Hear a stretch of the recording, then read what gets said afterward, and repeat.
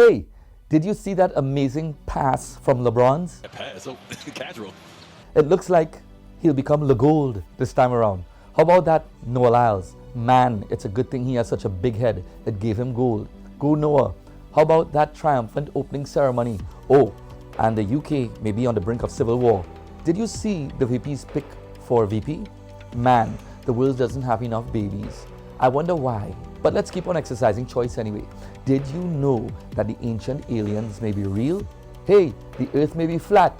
You've got to keep up with the news. The propaganda machine needs fuel, but this type of fuel is great for the environment, or not sure. All these are actual news stories. In reality, the really important stories are getting less airtime, probably because we desperately need to know whose far-left church-hating VP pick is actually centrist. It is indeed remarkable how easily men have the power to control the attention of the world. Bright and shiny object over there! We are preoccupied with everything else but the truth. I realize that today's society is ready and willing to believe lies as long as it makes them feel safe. You know, like that Sheryl Crow song, "Lie to me, I promise, I believe." I admit that it is less stressful to, say, watch sports than to wonder about a civil war in the UK. But the news that the world may be heading into the next world war just might warrant your attention. Several news outlets have reported that Iran's next attack on Israel may lead to the next global war. The Economic Times reported that India's Nostradamus, some dude, predicts that World War III may start on this date. The date was June 18th, so poor guy, he has just since revised his dates, I think. The fact of the matter is this: in the light of weak world leadership, antagonists such as Iran, Russia and China have made bold moves, and apparently no one has the guts to do anything.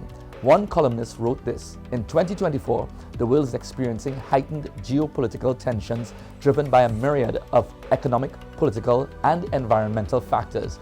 Increased conflict in key regions such as Eastern Europe, the Middle East and East Asia are becoming significant points of concern for policymakers across the globe, prompting many to wonder, will there be a World War III?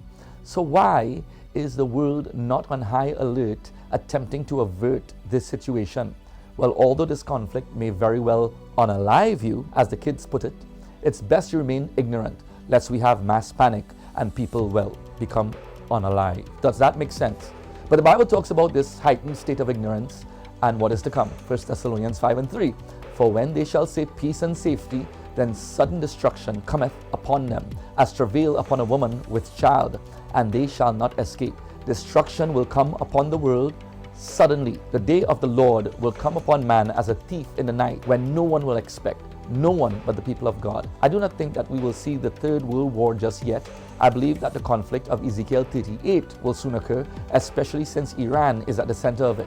If you want to see another video on the Ezekiel 38 conflict, we'll leave a link in the description to another video. It is not wrong to be interested in sporting events going on in the world.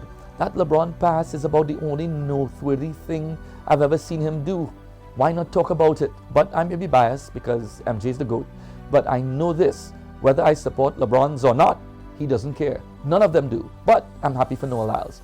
Following up on this stuff is fair, but why spend time washing your windows when the kitchen burns? You might be asking, so what do you want us to do? Watch for war? No. Watch for prophecy, so you can be prepared for what is to come. There will be times of great economic catastrophe in the near future. Famine is going to come upon us. Violence and bloodshed will fill the nations. 2020 in the streets of America will look like child's play compared to what is about to come. The Bible tells us that as we approach the last days, Mark 13:7, and you will hear of wars and threats of wars, but don't panic. Yes, these things must take place, but the end won't follow immediately. During the problems of those days, you will see that the people who are prepared will be accosted by those who aren't. Lawlessness will prevail. Do not let this overtake you suddenly. Do not fall into the trap of false safety and peace. I'm amazed that a large faction of the population is literally seeing food prices increase by more than 100%, yet they are convinced that their politicians are doing a great job. This shows the power of the propaganda machine. Some may say it is what it is. No, it is what they say it is. Listen, it is not my intention to worry or scare you, but pretending that a problem doesn't exist doesn't make it go away. The issues are there and they are real.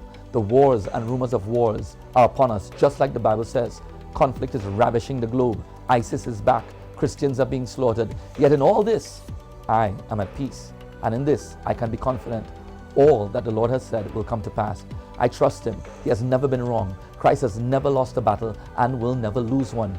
I am with Him.